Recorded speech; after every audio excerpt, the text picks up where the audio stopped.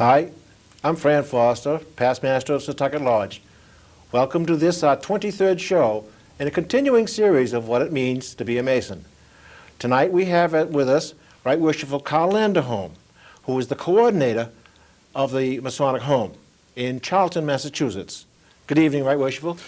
Good evening. Pleased to see you. Pleased to be here. It's an opportunity to bring a message of, shall we say, enlightenment of all of the great things that go on in our fraternity. The wonderful opportunity that we have tonight is to express what the fraternity does for our older members, both male and female. Mm-hmm. Charlton was a spot that was chosen by the Grand Lodge in 1909. The facility was built in 1904 as Overlook Hotel. It was where the elite used to travel. It sits on the top of a mountain of 440 acres. A beautiful place it is, too. It's absolutely gorgeous.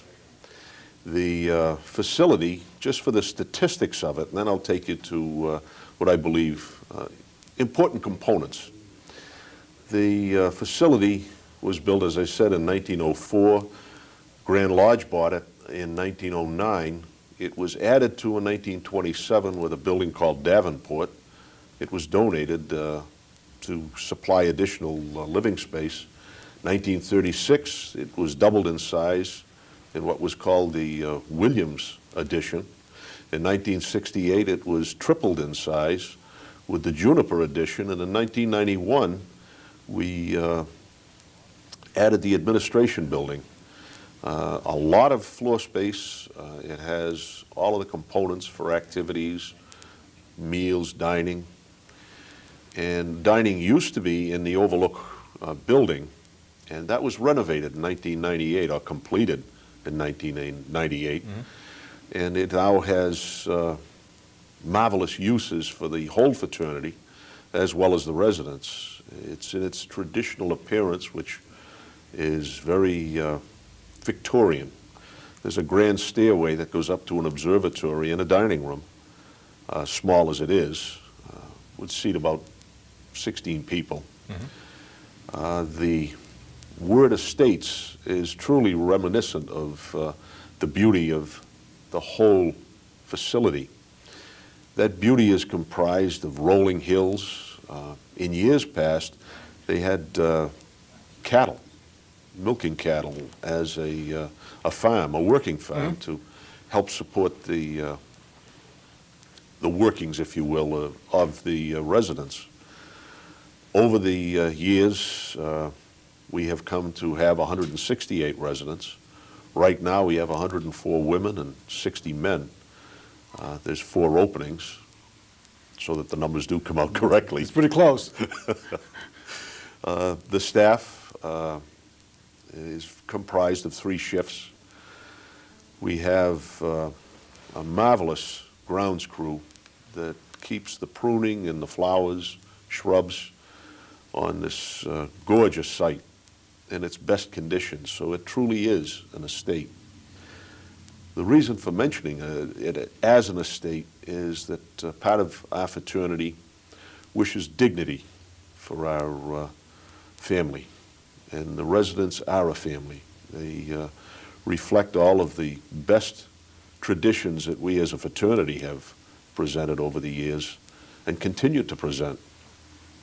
Self-esteem is a very important component. And to support that, we use, quote unquote, the psychology of good color. Mm-hmm. The colors up there are not drab. They are bright, fresh, airy. And that takes the spirit of the staff and causes it to sparkle.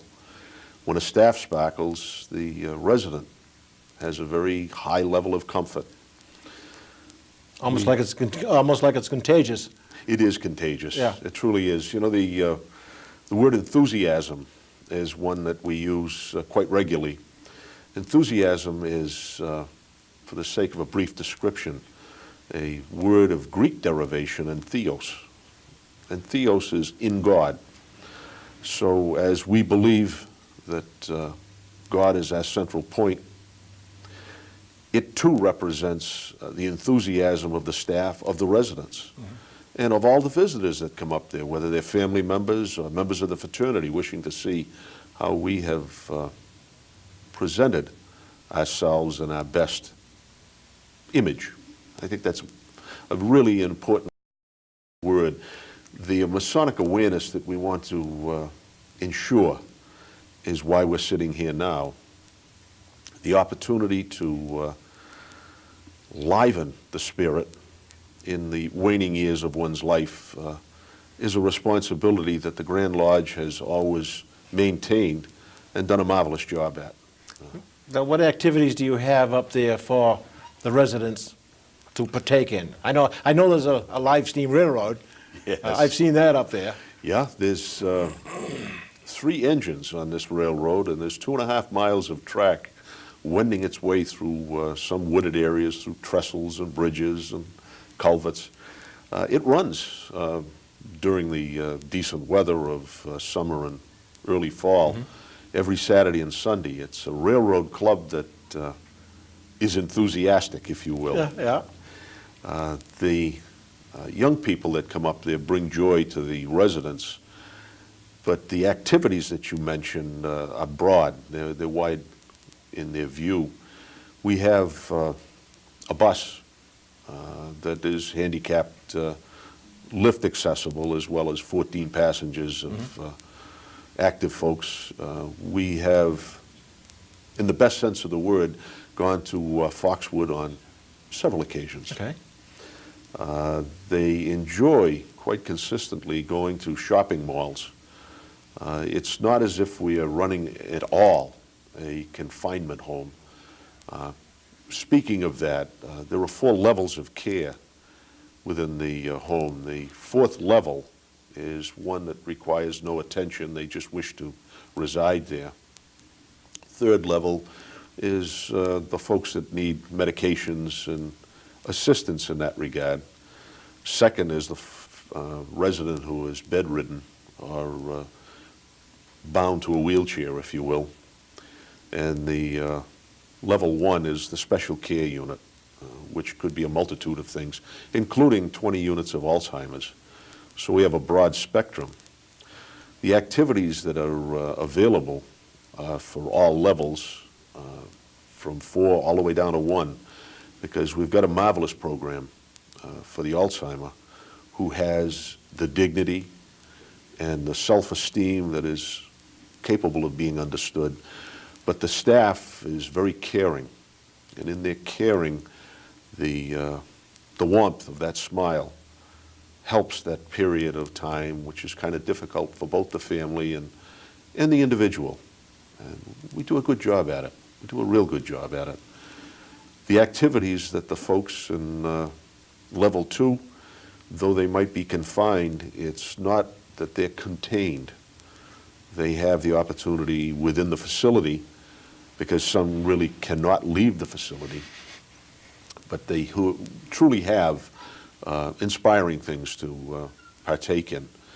We have a chapel, and there are 5 ministers that of varying denominations that come in and participate within the religious structure of each of their backgrounds. A chapel that supports 75 people. It's absolutely outstanding.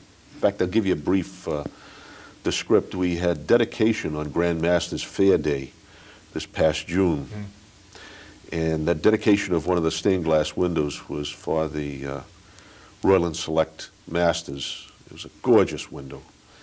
And as the ceremony went on, there was rain outside. It poured that day. It certainly poured. Torrential rain. Yes. But in that raining, the chapel was filled with the light of the residents who were participating.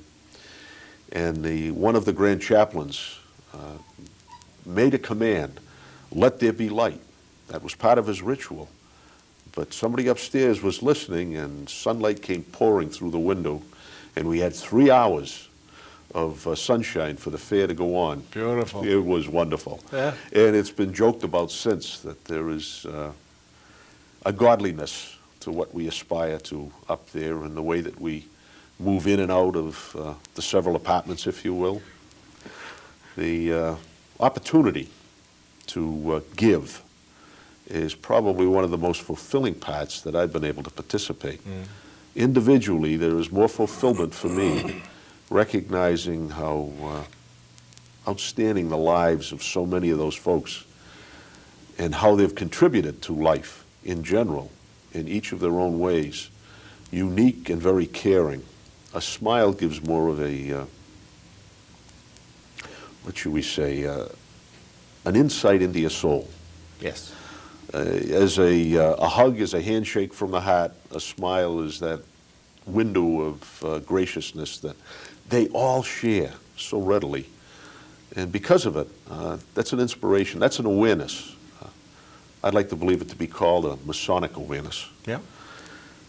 Speaking of Masonic awareness, we've got a oldest past master, I'm told, in the United States, but I know in Massachusetts because he was in Grand Lodge on a quarterly visit recently. On that visit, he displayed the fact he was past master in 1927. And at this point, he's 104 years old. His mind is as sharp, absolutely brilliant soul. So that's only one example. We have a 96-year-old engineer from the Panama Canal who has reams of photos and stories to tell of the early times as the canal was going through its process. There are doctors, there are lawyers up there, there are farmers.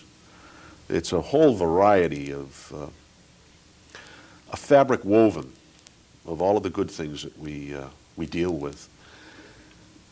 Enthusiasm, as I mentioned earlier, is something that was easily brought back to the hearts of many of the residents who appreciated horses. There was a lady in the town that needed pasture land. She had 7 Arabians. Oh, boy. So we prepared the space, and she brought her Arabians up there, along with a yearling. That was the opportunity for many of the residents, older residents, to really partake and enjoy the majesty that nature brings through a horse. And for the sake of the descript, I'm going to show to both you, the camera, and the audience, a photo that was the front cover of the Trowel magazine, our summer issue. This lady is something close to 98 years old. I won't mention her name because I don't think she'd wish me to. However, she was so thrilled.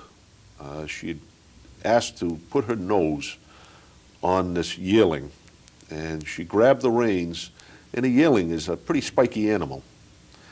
He never moved a muscle, never flinched, and she kissed him right on the nose. Well, that enthusiasm was displayed to the camera because somebody was quick enough to take a picture. And it has become a focal point of this particular magazine.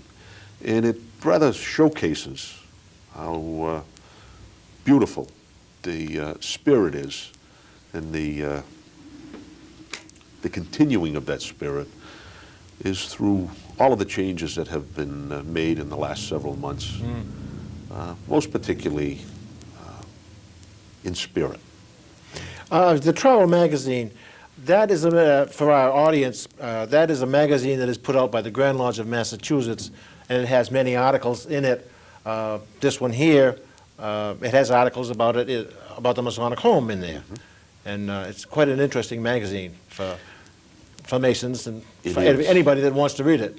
Oh, it's a wonderful awareness. Yes. Anybody is welcome to read it. The Grand Lodge of Massachusetts is the publisher of it. On several occasions, because we want awareness within the fraternity, articles are run on the Masonic Estates. The opportunity of getting the word out is best done in the written form, but I believe it to be done equally well as we are doing it now, in the best interest of awareness for everyone. The fraternity is not a secret. No, but Not at all. not by any means. Not by any means. And the presence that we have for all of our friends is to understand what we are about. Yeah. And what we are about is the relief and truth that is so apropos when you come to the waning years of one's life and you have dignity and self-esteem. It's not taken you away, because when you commit to go into any nursing facility, it's because you need to go there. Mm-hmm. And you've given up a lot of the opportunities that are freedom-causing. Those freedom-causing opportunities sometimes diminish your self-esteem. Yeah. And you give up your license, you give up a lot as your body refuses to cooperate sometimes. That's right. And it's important for everyone to realize, and the residents most particularly are aware, that dignity is a huge issue with the operations of our facility. And the beauty of the activities that we have comprise, gee whiz, there's activities during the course of the day, whether it's a pool table. We have large screen TVs. Cable TV is connected to every room within the facility. Dining for those folks either in wheelchair or totally ambulatory is a wonderful setting that the finest of food is served. Our Grand Master is very astute in his desire to ensure that there is activities Masonically. There is a lodge room at Overlook. There is a wonderful dining space at Overlook that is open to the fraternity to come up and participate and bring their activities to support the interest of the men and women of the home. So any lodge in the state of Massachusetts can go out there and conduct a degree or whatever they have to do. Absolutely. That's great. The picture that I'm presenting to you in the middle shows a very brightly colored canvas. And what that represents is the fun time that the Alzheimer's folks have in chasing a ball, believe it or not. That was one thing that was found to be extremely interesting with cable TV. The channels that the folks really enjoy are the cartoon channels. Really? Yeah. And we have a large screen TV down there for their enjoyment. And with the use of the cartoons that are readily available, their enjoyment and excitement is elevated. It's important to hear because we've continued a very positive approach to proactive enjoyment. I think you showed that page. The whole style of living is something as an awareness that I share with you that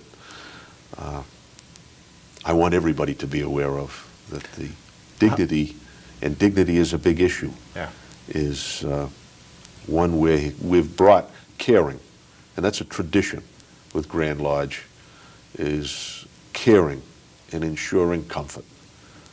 How does one get to get into the home? Can you tell us some of the requirements? Certainly. The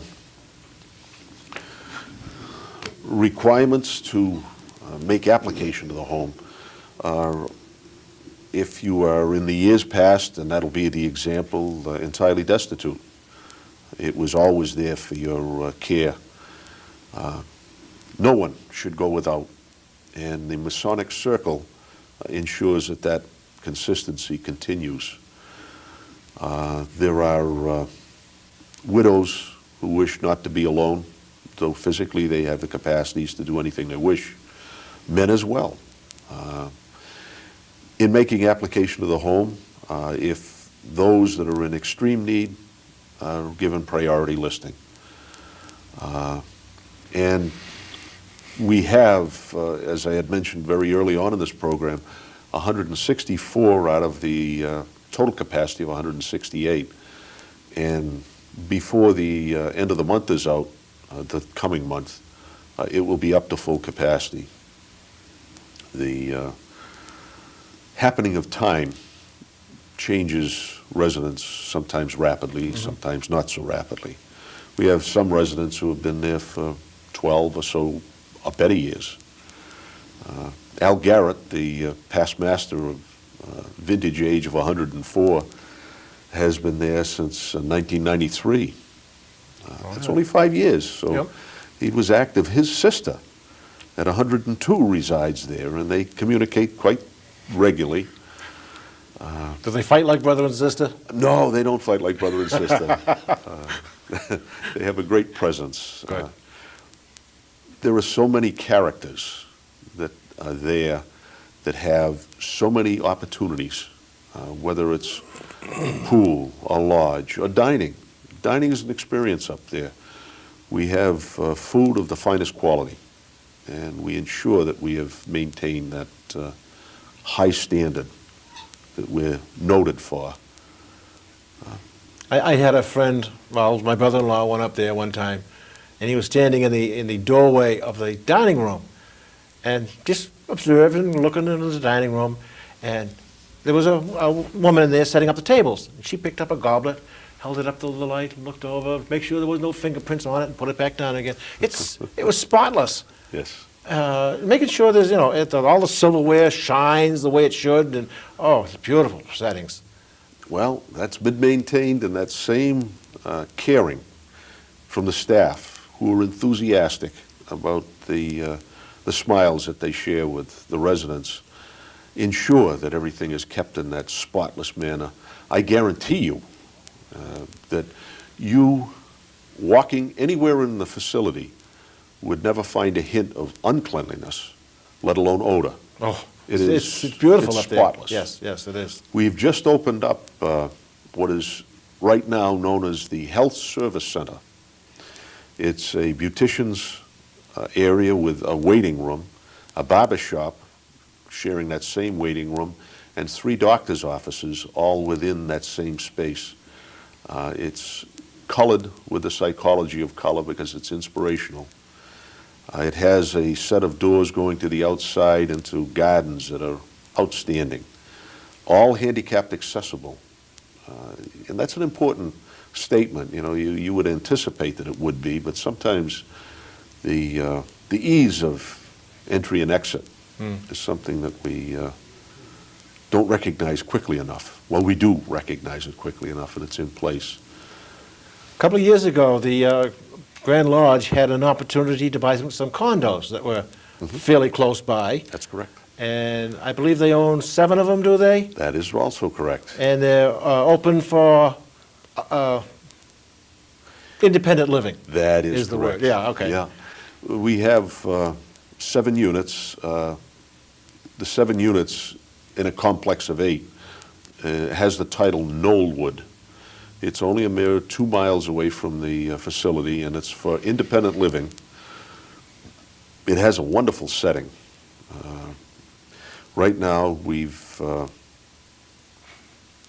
2 openings are currently available, and there are 2 family units that are going to move into it, independently of one another, of course. One family from Florida, husband and wife, will be here by the end of the month of October. And the other unit will be moved into by mid-October. So we've got some significant turnover, but it's filled. Every year, what is it, the second Sunday in June, is it? That's right, that's right. They have the Grand Masters Fair. Yes. This is when Masons from all over the state come to the Grand Masters Fair. They have the Shriners, they have the Shriners Clowns, the railroaders operating. A lot of the lodges will set up booths, and they have a grand time. They have a big parade with all the Shriners marching, and the drum and bugles and the little cars and whatnot. Have a grand time. We had regularly estimated something between 22 and 24,000 people will go there on this one particular day, which showcases the Masonic Estates. It allows the opportunity for the residents to participate within the fraternity, because each of these booths don't necessarily all have pass-outs. They have food, and the food of, I'll example the Nantucket group comes up, and they thrive for the lobster. Lobster rolls? The lobster rolls, yeah. Ooh, yeah. And then the clam chowder that emanates from the New Bedford group. The foods, the ethnic backgrounds that just are a delight to witness are a part of the components of that fair. All of the organizations that participate, in fact, we had dedicated the Eastern Star window 1 month before the fair took place. Yeah. And as I recited earlier, the day was rainy, and the gathered throng in the chapel were inspired by the words, "Let there be light," and the window glowed. Again? Again. This was on 2 occasions. Oh, boy. We have good bragging rights. Yeah, I guess. Grand Master has the bragging rights. He's been a very innovative leader, and the word Grand Master is truly appropriate. He felt that the dignity of fine dining was something that we wanted all to participate in. Those that could do readily, making it available, were brought to a Grand Master's dinner on every Wednesday evening. Oh. That Grand Master's dinner caused our residents to come dressed into the nines. They really look forward to it each Wednesday. And the dinner that we're presenting has music or has entertainment. It's always on linen and china and wine and hors d'oeuvres. Oh, boy. It's just absolutely elegant, and each is a treat. So we've managed to bring a sparkle to an evening event by virtue of the wisdom of our Grand Master and wanting that dignity to arrive, reign, and grow well. You mentioned earlier, when we were, before the show went on, that 4 members of the staff, because of what they've seen there, That's correct. It they was. have made an application to become Masons? That's correct. It's rather inspiring and very brief, in that they've seen the sparkle of what our fraternity has to offer, what it offers to those who participate. And they have, in fact, made application. They were all residents up within that area, and it was thrilling to recognize the fact that they appreciate the community by recognizing it and wanting to participate. That's great. If anybody's interested out there who is not a Mason yet, we'll call 1-800-882-1020, and they can become Masons. They will get the information that they need from the Grand Secretary's office, and they can join a lodge in their area. Thank you for coming on our show. It's been a pleasure to have you here. Thank you for the opportunity. Thank you, It's been sir. a wonderful time.